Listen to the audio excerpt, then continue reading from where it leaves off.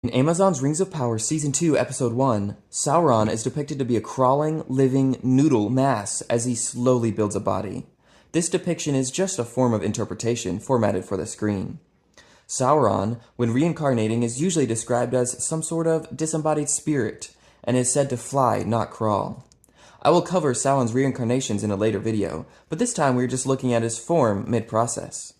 Sauron, at least his physical body, does die several times. After each death and reincarnation, he loses power and takes much longer to recover and get a body. After the One Ring was destroyed, he was not able to be re-embodied and dwelt just as a spirit. "The realm of Sauron is ended," said Gandalf. "The Ring-bearer has fulfilled his quest."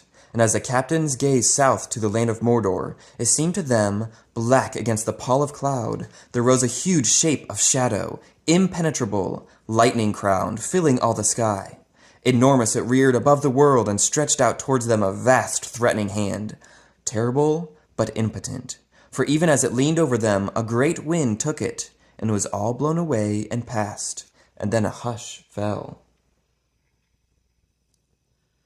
After he was overthrown and Isildur cut the ring from his hand, he was diminished, and it took him 1,000 years to gather enough strength to get a body and inhabit a fortress.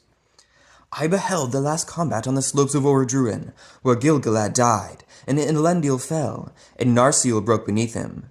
But Sauron himself was overthrown, and Isildur cut the ring from his hand with a hilt shard of his father's sword, and took it for his own. Fruitless did I call the victory of the last alliance? Not wholly so, yet it did not achieve its end. Sauron was diminished, but not destroyed. His ring was lost, but not unmade. After he drowned in the downfall of Númenor, Sauron was a spirit in the shape of a shadow and a black wind. And Sauron, sitting in his black seat in the midst of the temple, had laughed when he heard the trumpets of Ar-Pharazôn sounding for battle, and again he had laughed when he had heard the thunder of the storm, and a third time even as he laughed at his own thought, thinking what he would do now in the world, being rid of the Adain forever.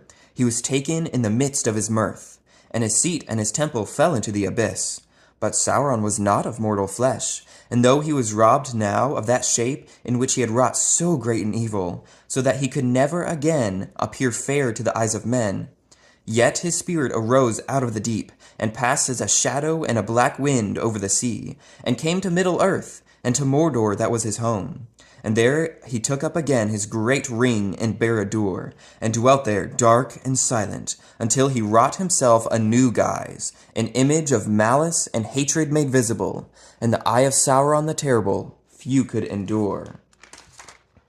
Sauron was almost killed in the First Age, when Lúthien and Huan rescued Beren, but they released Sauron just before death. But we do get a dialogue that describes a similar form of spirit that we have seen him take in reincarnation. Plus, it's just a very cool passage to read. "But no wizardry, nor spell, neither fang nor venom, nor devil's art, nor beast strength could overthrow Huan of Valinor, and he took his foe by the throat and pinned him down. Then Sauron shifted shape, from wolf to serpent, and from monster to his own accustomed form. But he could not elude the grip of Huan without forsaking his body utterly. Ere his foul spirit left its dark house, Lúthien came to him, and said that he should be stripped of his raiment of flesh, and his ghost be sent quaking back to Morgoth. And she said, 'There, everlasting, thy naked self shall endure the torment of his scorn, pierced by his eyes, unless thou yield to me the mastery of thy tower.' Then Sauron yielded himself, and Lúthien took the mastery of the isle and all that was there, and Huan released him, and immediately he took the form of a vampire, great as a dark cloud across the moon, and he fled, dripping blood from his throat upon the trees, and came to Taur na Fuin, and dwelt there, filling it with horror."